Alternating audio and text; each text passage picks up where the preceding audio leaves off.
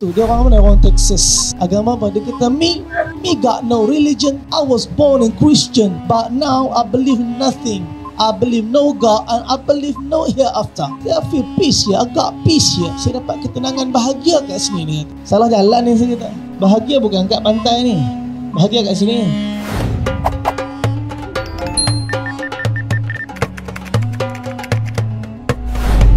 Bismillahirrahmanirrahim. Assalamualaikum warahmatullahi ta'ala wabarakatuh. Nahmaduhu wa nasta'inuhu wa nastahdihi wa nastaghfiruh wa nu'minu bihi wa natawakkalu alayhi wa na'udzu billahi min shururi anfusina wa min sayyiati a'malina. Man yahdihillahu fala mudilla lahu wa man yudlil fala hadiya lahu. Wa nashhadu an la ilaha illallah ونشهد أن محمدا عبده ورسوله أما بعد. قال الله سبحانه وتعالى في القرآن الكريم: أعوذ بالله من الشيطان الرجيم. هو الذي أنزل السكينة في قلوب المؤمنين ليزدادوا إيمانا مع إيمانهم ولله جنود السماوات والأرض وكان الله عليما حكيما. صدق الله العظيم. قال رسول الله صلى الله عليه وسلم: إن الدين بدأ غريبا ويرجع غريبا فطوبى للغرباء الذين يصلحون ما أفسد الناس من بعدي من سنتي. وقال رسول الله صلى الله عليه وسلم: من تمسك بسنتي عند فسد أمتي فله أجر شهيد. وقال رسول الله صلى الله عليه وسلم: من أحيا سنتي فقد أحبني ومن أحبني كان معي في الجنة أو كما قال رسول الله صلى الله عليه وسلم. Alhamdulillah, pertama selamanya kita panjatkan syukur kita pada Allah kerana kasih sayang limpah kurnia yang Allah Subhanahu wa ta'ala hadiahkan kepada kita semua. Allah pilih untuk kita duduk dalam majlis ni. Ini satu rahmat yang besar daripada kasih sayang Allah. Yang saya muliakan Syekh Mahmud Al-Wasabi, yang dihormati Mudir Ustaz Muhammad Azizul Ashraf Al-Hudaidi, yang saya hormati Ustaz Haji Khidir, Masya Allah lama tak jumpa, para asatizah, ustaz-ustaz, tuan-tuan haji, tuan-tuan hajah, adik-adik, para pelajar, tuan-tuan, puan-puan yang dirahmati oleh Allah Subhanahu wa ta'ala. Saya balik pada Manchester itu, transit Jeddah 11 jam. Mereka kata tak boleh keluar. Kita dah dekat sangat dah dengan haram, tak boleh keluar, dia bergoyang, dia kata bergoncang hati. Orang kata tak boleh keluar, kita tak cuba, kita tak tahu. Lah sekali saya try, bismillah, pergi dekat immigration, bagi pasport, dia tengok pasport, kita tengok, ni musim haji dah ni, macam-macam orang kata dah tak boleh masuk lah apalah. Lah kali bagi pasport, dia kata fi taksirah. Ada, saya pun bagi, tapi bukan yang haji lah, yang siahah. Bagi yang visa visit visa, turis visa. Dia tengok muka, dia cop, dia kata keluar. Alhamdulillah, dapat salat fardu subuh di Masjidil Haram. Kita kalau memiliki hati yang berkeinginan untuk hanya meletakkan cinta, hakikatnya bila kita dah dekat dengan kekasih kita, menjadi satu perkara yang sangat-sangat kurang kalau kita tak ziarah dia. Kalau dapat lompat di Madinah hari itu, lompat dah. Tapi sebab datangan jemaah, jadi terpaksa masuk balik dalam airport dan terbang balik Malaysia. Tuan-tuan, Nabi Allah Ibrahim alaihi salam, Allah Ta'ala didik dan terbiah hati daripada kecil. sehingga bulat kesempurnaan hatinya Nabi Ibrahim alaihissalam kepada Allah. Sehingga Allah Subhanahu wa taala telah merakamkan pelbagai peristiwa kisah hatta dalam Al-Quran surah Ibrahim. Kerana redanya Allah kepada satu orang lelaki yang telah meletakkan kesempurnaan cintanya kepada Allah.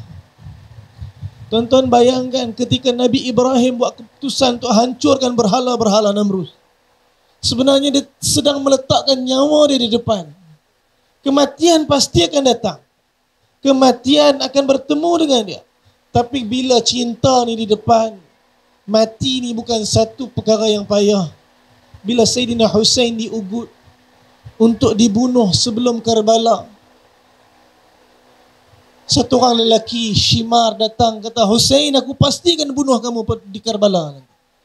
Sayyidina Husain radhiyallahu anhu kata, kamu takutkan aku dengan kematian? Wallah, kematian itulah jalan untuk menghampirkan aku dengan kekasih-kekasih aku yang telah pergi dulu meninggalkan dunia ni. Mati ni tuan-tuan bukan pengakhiran, penghabisan daripada kehidupan, tapi matilah tanda. Itulah permulaan kehidupan yang selama-lamanya bersama kekasih yang sedang menanti kita. Tapi syarat dia kena usahalah cinta kita atas dunia ni. Nabi Ibrahim dah musnahkan semua berhala, dia tinggal kapak dekat berhala paling besar. Ini semua nak bagi orang yang begitu tenggelam dalam kejahilan ni berfikir. Tapi kerana keduniaan, keegoan, harta, pangkat, kemasyhuran, mereka menolak kebenaran mentah-mentah. Apa yang Namrud buat? Akhirnya kemarahan telah menyebabkan dia buat keputusan untuk bunuh Nabi Allah Ibrahim. Tuan-tuan kalau pergi tengok tempat yang dia nak lastik Nabi Ibrahim tu, tuan-tuan, saya imagine masa tengok, tuan-tuan, kalau dia baling campak Nabi Ibrahim AS dengan pembaling tu, dengan lastik tu, saya fikir tak payah sedia api, landing Nabi Ibrahim pun dah cukup mati dah. Tinggi tuan-tuan. Tetapi begitu keinginannya Namrud untuk melihat kematian Nabi Allah Ibrahim, maka dihimpunkan kayu api, dibuat satu tempat yang sangat besar, dinyalakan api supaya Nabi Ibrahim AS jatuh dalam tu pasti mati. Perancangan Namrud untuk apa? Bunuh Nabi Ibrahim. Tuan-tuan, Allah kata apa? Satu pesan kepada Nabi Daud AS, ya abdi, wahai hamba-Ku, turid wa urid. Kamu ada keinginan, aku pun ada keinginan. La yakunu illa ma urid. Tetapi tidak akan terjadi melainkan dengan apa yang aku inginkan. Wa in sallamtani fi ma urid. Kalaulah kamu mentaati, menyempurnakan apa yang aku nak, kata Allah, sa'utituka fi ma turid. Aku akan bagi apa yang kamu nak. Wa in naza'tani fi ma urid. Tapi kalau kau buat keputusan untuk menentang aku, melawan aku, bermusuh dengan aku terhadap apa yang aku nak, sa'at'abtuka fi ma turid. Aku akan penatkan kamu, kata Allah, terhadap apa yang kamu nak. Dan yang jadi nanti tetap daripada apa yang Allah Ta'ala nak. Tuan-tuan, siapa yang himpun kayu api? Namrud. Siapa yang bina pembaling? Namrud. Siapa yang panggil orang ramai berhimpun untuk tengok Nabi Ibrahim mati? Namrud. Siapa yang penat anjurkan program pembunuhan Nabi Ibrahim besar-besaran? Namrud. Siapa yang menang akhirnya? Nabi Ibrahim. Sa'at'abtuka fima turid. Aku akan penatkan kamu, kata Allah, terhadap apa yang kamu inginkan. La yakunu illa ma urid. Tetapi last sekali yang jadi ialah apa yang aku nak, kata Allah Subhanahu wa taala. Peristiwa tu berlaku. Nabi Ibrahim AS dicampak di dalam keadaan ketinggian sebelum jatuh ke udara. Keadaan ini telah menggoncang hati para malaikat yang hadir untuk bantu Nabi Ibrahim AS. Tuan-tuan bayangkan, Allah Subhanahu wa taala hadirkan keadaan hamba ni sehingga istiqamahnya bulat ketauhidan Nabi Allah Ibrahim kepada Allah, sehingga makhluk-makhluk yang lain menjadi kesian dengan Nabi Allah Ibrahim. Tuan-tuan, innal ladzina qalu rabbuna Allah, orang yang hanya mengatakan Tuhan kami Allah dalam apa saja keadaan, kesusahan, kepayahan, kesenangan, apa saja yang datang, dia kata Allah Tuhan kami. Bukan sekali, bukan dua kali, bukan tiga kali. Thumma istaqamu, istiqamah di atas jalan pentauhidan kepada Allah. Tatanazzalu alaihimul malaikah, tanazzalu alaihimul malaikah, malaikat akan turun. Kita tak nampak makhluk ni, tapi mereka sentiasa bersama dengan kita. Orang yang sabar mengeluarkan wangian, menghadirkan para malaikat bersama dengan dia. Malaikat tenangkan hati dia. Alla takhafu, jangan takut. Wala tahzanu, jangan sedih. Wa abshiru bil jannah, kabar gembira untuk kamu syurga. Allati kuntum tu'adun, itulah janji Allah. Tuan-tuan, Nabi Ibrahim AS masa kena campak, malaikat datang nak bantu.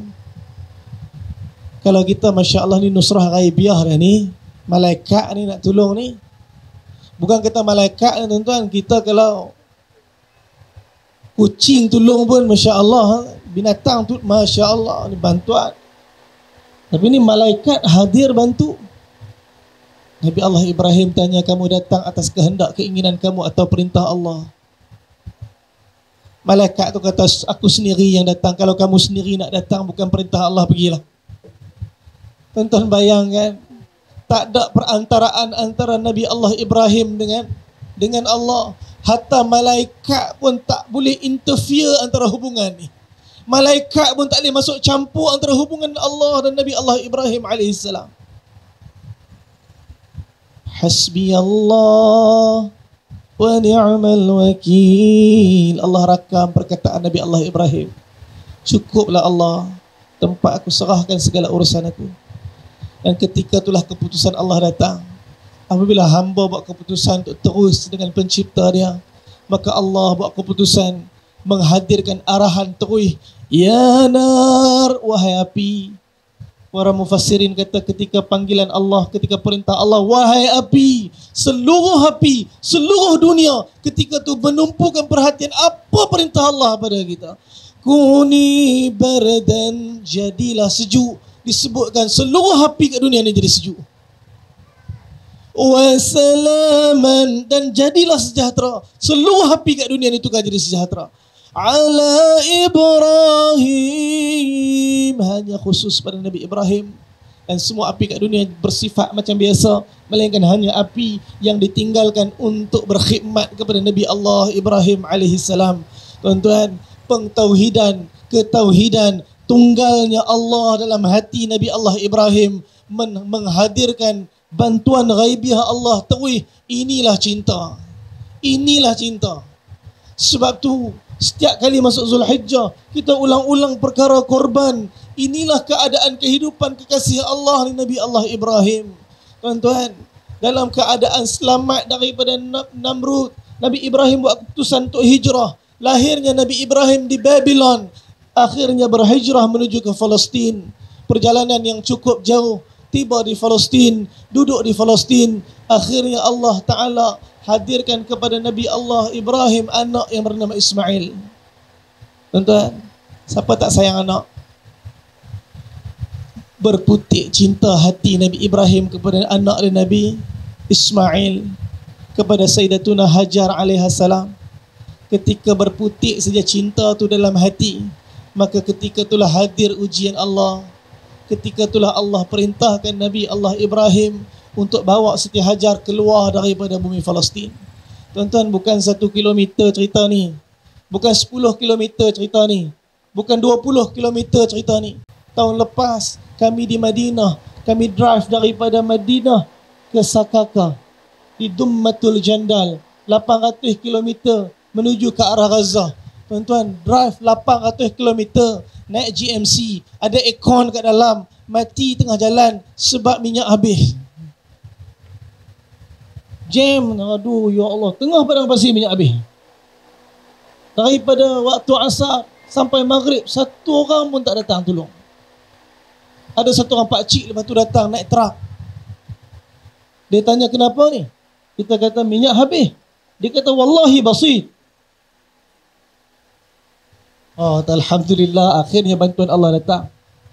Dia kata tak ada hal lah, kecil punya hal, dia kata. Lepas tu dia pergi. Tak balik dah.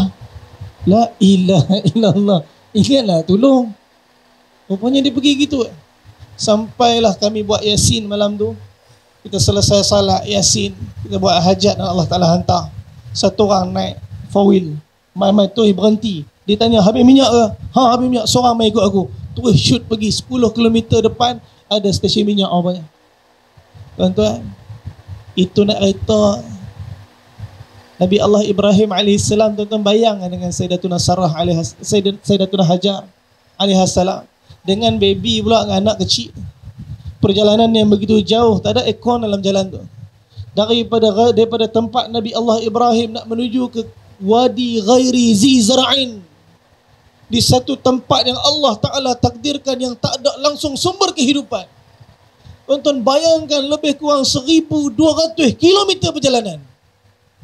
Nabi Allah Ibrahim, Sayyidatuna Hajar alaihissalam bersama dengan Nabi Ismail yang belum tahu apa, kecil lagi. Tapi kerana ni perintah kekasih jalan satu keluarga ni. Sayyidatuna Sarah tengok tak berhenti suami dia. Lepas satu tempat tak berhenti lagi, selepas satu tempat tak berhenti lagi, sehinggalah satu kawasan berbukit batu. Yang ada di situ hanyalah bukit-bukit. Yang ada cumalah bukit Safa. Yang ada cumalah bukit Marwah. Yang ada cumalah bukit Abi Qubais. Yang ada cuma lembah Abi Talib. Yang ada di situ cumalah Jabal Qarqain. Yang ada cuma bukit-bukit. Tak ada langsung sumber kehidupan. Maka Allah perintahkan sini tinggal. Kita tinggal anak kat asrama pun tuan-tuan. Tinggal anak kat madrasah. Tinggal anak kat madrasah. Anak menangis. Kita share, tahan. Sekali kat traffic light tu kita pun nangis tak? Tuan-tuan, anak kat madrasah tu bila-bila boleh ambil cuti boleh ambil balik. Nabi SAW, Nabi Ibrahim alaihissalam tinggalkan Sayyidatuna Hajar di satu tempat yang bukannya Nabi Ibrahim boleh lock map dalam location, tuan-tuan. Dalam keadaan Sayyidatuna Hajar tanya kepada Nabi Allah Ibrahim, apakah kau akan tinggalkan kami kat sini? Nabi Ibrahim tak jawab. Apakah kau akan tinggalkan kami kat sini? Nabi Ibrahim tak jawab. Tuan-tuan boleh bayangkan macam mana goncangan hati Nabi Ibrahim masa tu. Nak tinggalkan keluarga dia, anak kecil dia yang baru lahir, isteri dia yang dicintai, di tengah satu tempat yang tak ada sumber kehidupan. Wahai Nabi Allah Ibrahim, apakah ini perintah Allah? Nabi Ibrahim cuma anggukkan kepala. Maka Sayyidatuna Hajar kata, kalaulah ini perintah Allah, pasti Allah akan jaga kami. Pasti Allah akan cukupkan kami. Nabi Ibrahim pergi dengan keimanan kesempurnaan kepada Allah. Yakinnya Sayyidatuna Hajar dengan Allah. Inilah tarbiyah iman dalam keluarga mereka. Tuan-tuan, Nabi Ibrahim pergi dalam keadaan hati yang penuh ditekan demi cinta pada Allah. Sayyidatuna Hajar kehabisan makanan. Sayyidatuna Hajar kehabisan minuman. Di naik atas bukit Safa. Kalau ada orang boleh tolong, tak ada siapa. Pengharapan pada makhluk mula kurang. Pengharapan pada Allah meningkat. Naik atas bukit Safa, tak ada siapa juga. Pengharapan pada makhluk makin kurang. Pengharapan pada Allah makin bertambah. Berlari balik ke bukit Safa. Pengharapan pada makhluk makin kurang. Pengharapan pada Allah makin tambah. Sehingga kali ketujuh dah langsung tak ada pengharapan pada makhluk. Yang tinggal hati bulat dengan bantuan Allah. Ketika tu barulah bantuan Allah datang. Dan Allah kekalkan air Zam-Zam. Sampai hari ini kita dapat minum daripada cinta dan pengetahuan mereka pada Allah. Tuan-tuan, kesan iman ni sampai kiamat. Kesan iman ni sampai kiamat. Sebab tu iman ni cinta mereka. Iman inilah maksud kehidupan mereka. Sebab tu mereka sanggup bagi nyawa, tapi mereka tak sanggup bagi cinta Allah. Mereka tak sanggup bagi iman mereka. Sebab tu bila Fir'aun baringkan Sayyidatuna Asiyah di tengah padang pasir, ketika mana di Mina menara diletakkan batu di atas untuk dihancurkan jasad wanita ni. Ketika Allah firman dalam Al-Quran, وَضَرَبَ اللَّهُ مَثَلًا لِلَّذِينَ آمَنُوا امْرَأَةَ فِرْعَوْنَ, didatangkan sebuah kisah berkenaan dengan isterinya Fir'aun untuk orang beriman dan beriktibar. Sayyidatuna Asiyah merasakan kecintaan yang sempurna pada Allah. Fir'aun siksa dia, Fir'aun siap kulit dia, sehingga darah mengalir pada tubuh yang lemah yang sedang disiksa ni. Tuan-tuan bayang macam mana keadaan ketika Fir'aun benar-benar benci, geram ke atas keimanan Sayyidatuna Asiyah. Akhirnya Allah Subhanahu wa ta'ala menghadirkan sebuah keajaiban di dalam keimanan cinta ni. Ketika Allah rakamkan perkataan Sayyidatuna Asiyah, إِذْ قَالَتْ رَبِّ بَنِ لِي عِنْدَكَ بَيْتًا فِي الْجَنَّةِ. Seolah-olah perkataan yang keluar ni tak ada rasa sakit langsung dalam siksa. Orang yang bercinta ni tuan-tuan, dia tak sama dengan orang yang terpaksa. Orang yang terpaksa nak buat tu beban dah. Tapi orang yang bercinta ni, kesakitan itulah kenikmatan. Demi untuk menyempurnakan hak kekasih, dia sanggup menghancurkan seluruh badan dia. Tuan-tuan, saya bulan 2 hari itu dekat Bangladesh, ada jumpa dengan satu orang mufti. Dia bagi satu nasihat. Dia duduk dengan kami, dia tanya soalan yang kita pun risau nak jawab. Satu orang yang sangat saya hormati ilmu dia, dia tanya, dia kata, tahu tak apa nikmat yang paling rendah orang yang beriman? Kita nak jawab pun risau, takut juga salah. Dan tahu tak apa yang nikmat yang paling tinggi untuk orang kafir? Itulah kata mufti tolong jawab lah. Kita kata kat dia pun kata nikmat yang paling tinggi orang kafir apa dia? Bahagia. Itulah kenikmatan yang paling tinggi untuk orang kafir. Sebab tu orang kafir, bila mana mereka boleh merantau, mengembara, bergerak seluruh dunia, mereka sanggup habis ribu, puluh ribu, ratus ribu duit mereka untuk pergi tempat orang, tengok tempat orang. Kerana bila mereka dapat sampai di situ, mereka rasa mereka dah beroleh bahagia. Saya pergi Pulau Babi Besar Mersing, jumpa satu orang daripada Texas, duduk tulis blog. Dia kata, feel so peace in my life. I just meet this place and I feels that nothing was here. Nothing is here, no car, no bike and nothing. Only peace here, me and the sand and the beach. Tuan, tak payah terjemah semua boleh bahasa Inggeris. Orang Malaysia semua boleh bahasa Inggeris. Tuan-tuan, dia dah bahagia duduk kat situ. Dia orang mana? Orang Texas. Agama apa? Saya tanya dia, agama apa? Dia kata, me got no religion. I was born in Christian, but now I believe nothing. I believe no God and I believe no hereafter. Saya kata macam tu tak apa. Saya lama saya sembang dengan dia, saya rakam sikit kami punya perbualan. Dan dia kata, apa yang kamu dapatkan? I feel peace here, I got peace here. Saya dapat ketenangan, bahagia kat sini, dia kata. Saya kata, bro, you just in the wrong way. Salah jalan ni, saya kata. Peace is not here. Peace is here. Bahagia bukan kat pantai ni, bahagia kat sini. Satu orang yang bahagia, dia duduk dalam penjara pun dia bahagia. Satu orang yang ada hati yang qalbun salim, dalam ujian bebanan yang orang kata, ya Allah, teruknya dia kena, dia tak, okey, saya okey, alhamdulillah, tenang, bahagia. Masalah dah settle belum? Masalah belum settle lagi, tapi dalam ni dah settle. Settle lah masalah tu. Saya masalah bukan dah settle kat depan ni. Ada orang yang dah settle dah masalah tu, dalam ni tak settle lagi, belum settle masalah tu. Tuan-tuan, dia kata dia dapat bahagia kat sini. Itulah orang-orang kafir mencari bahagia di dalam rehlah, perjalanan, di mana tempat yang dia rasa tenang, itulah bahagia. Tuan-tuan, orang Islam bukan macam tu. Satu mufti tu kata, tahu tak nikmat yang paling rendah orang beriman apa dia?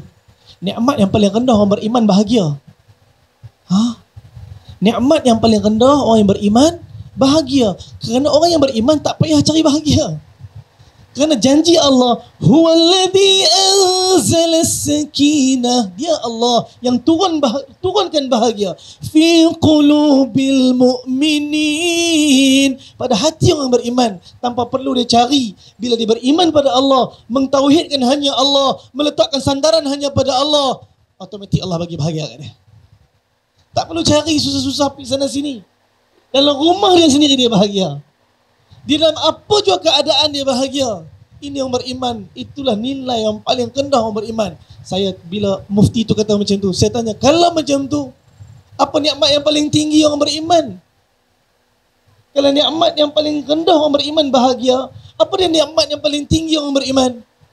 Dia kata nikmat paling tinggi orang beriman dapat menghancurkan jasad demi hanya menarik keredaan Allah. Dapat menghancurkan diri, memenatkan diri, merosakkan diri semata-mata untuk capai cinta dan redha Allah Subhanahu Wa Taala. Sebab tu walaupun diseksa, disiap, tuan-tuan, Sayyidatuna Asiyah tak rasa sakit. Dia rasa nikmat dalam cinta tu. Darah yang mengalir itulah kenikmatan untuk dipersembahkan kepada Tuhan kekasih dia. Dan ketika dia doa, Rabbi bnili 'indaka baitan fil jannah, wahai Tuhanku, binakan untuk aku sebuah mahligai di sisi Engkau dalam syurga. Wa najjini min fir'aun wa 'amalihi wa najjini minal qaumiz zalimin. Ya Allah, selamatkanlah aku daripada Firaun dan kejahatan dia dan kekejaman orang-orang yang zalim ni. Selamatkanlah aku, ya Allah. Allah selamatkan tak Sayyidatuna Asiyah? Wallahi seluruh permintaan dia Allah makbulkan masa tu juga. Fa idzan syaqqatis sama, ketika tu Allah belah langit dan Sayyidatuna Asiyah melihat terus dalam keadaan Allah dah siapkan mahligai untuk dalam syurga. Senyum dia, mahligai dah siap untuk dia. Dan ketika itulah orang-orang yang melihat, orang-orang yang ada di sekeliling kata, wahai Firaun, tunggu apa lagi? Bunuh dia. Sungguh dia telah hilang akal dia. Dalam kesakitan penyiksaan, dia boleh ketawa dan senyum. Tuan-tuan, bahagia hati Sayyidatuna Asiyah. Pengorbanan jiwa, perasaan, jasad dia hanya semata-mata membuktikan cinta daripada Allah. Tuan-tuan, mereka tak peduli apa yang mereka kena, tapi mereka peduli apa keadaan pandangan Allah pada mereka ketika tu. Ketika tu juga Firaun telah lepaskan batu tadi. Ulama mufassirin kata sebelum jatuh batu tu kena jasad Asiyah, Allah cabut nyawa dia dan berkecai jasad tu. Tuan-tuan, selamatlah Asiyah daripada Firaun. Selamatlah Asiyah daripada kezaliman orang-orang yang zalim. Orang yang beriman faham dapat keluar melangkah daripada dunia dengan redha Allah, inilah keselamatan yang sempurna. Bukan dapat hidup panjang-panjang, lama-lama. Tak. Berapa ramai orang yang sanggup buat benda haram demi untuk panjang hidup dia. Tuan-tuan, minta maaf tuan, kalau tengok cerita Hindustan, tuan pernah tengok tak cerita Hindustan Hero Mati? Pernah tak tengok Hero Mati? Tuan-tuan, tak ada tuan-tuan, pengarah takkan berani buat filem hero mati. InsyaAllah kalau filem tu hero mati, esok dia mati. Sebab orang-orang India tuan-tuan cukup pantang kalau hero mati. Sebab tu 15 orang belasah hero lah kali hero tetap menang. Kerana untuk orang-orang yang tak ada iman, yang tak ada yakin akhirat, makin lama dia hidup, makin panjang dia hidup, makin kaya dia, itu kejayaan untuk dia. Tapi kita bukan macam tu. Kenapa kita adakan majlis ni? Wallahi untuk ikat hati kita dengan Allah. Kita nak ikat hati kita dengan kekasih kita Rasulullah yang dah bagi segala-galanya, yang telah merasai kesakitan dalam perjalanan dakwah, tapi Nabi letak tepi segala kesakitan tu semata-mata kerana kita semua yang belum lahir di zaman tu. Nabi risaukan kita. Sayyidatuna Aisyah radhiyallahu taala anha, Nabi selesai tahajud, Sayyidatuna Aisyah bisik kat Nabi, ya Rasulullah, boleh tak doakan aku? Nabi angkat tangan Nabi, Allahumma ghafir lil Aisyah ma taqaddama min dhanbiha wa ma ta'akhir. Ya Allah, ampunkan dosa Aisyah sebelum dan selepas. Ampunkan semua wahai Allah. Gembira Sayyidatuna Aisyah, bangun dia, melompat kegembiraan, lari daripada satu penjuru rumah, lompat di satu penjuru rumah yang lain kegembiraan. Nabi tengok gelagat Sayyidatuna Aisyah. Nabi tanya, wahai Aisyah, apakah kamu gembira terhadap doa yang aku bacakan pada kamu tadi? Kata Aisyah, ya Rasulullah, siapa-siapa pun akan gembira kalaulah tu doa kau baca untuk dia, ya Rasulullah. wahai Aisyah, ketahuilah, inna hadhihi da'wati lil ummati fi kulli salah. Inilah doa yang aku baca untuk umat aku setiap kali dalam salat aku. Setiap kali salat aku, inilah doa yang aku baca. Nabi belum jumpa kita semua.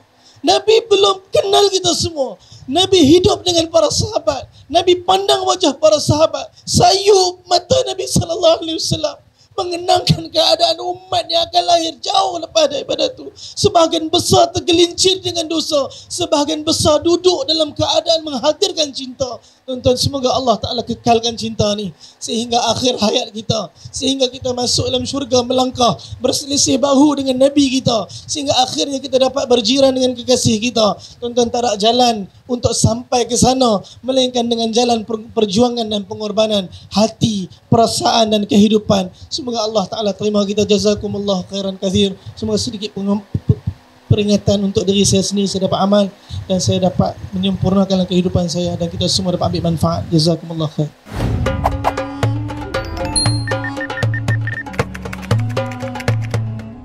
Allah nak kita belajar kisah wali-wali. Allah nak kita tahu ahli wali-wali. Pasal tak lama kita semua akan ditadbir oleh wali Imam Mahdi. Jadi kita tahu akhlak mereka begini, kita tahu kategori. Kalau tidak, kita tak faham. Sebab wali-wali ini sangat abstrak. Dia tidak macam kita ya. Bahkan kau tengok dia, kau benci dia nanti.